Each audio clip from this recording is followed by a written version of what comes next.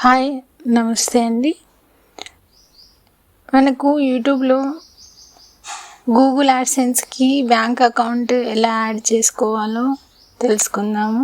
మనం Google AdSense login అవ్వగానే పేమెంట్స్కి వెళ్ళి పేమెంట్స్లో పేమెంట్స్ ఇన్ఫో అని ఉంటుంది.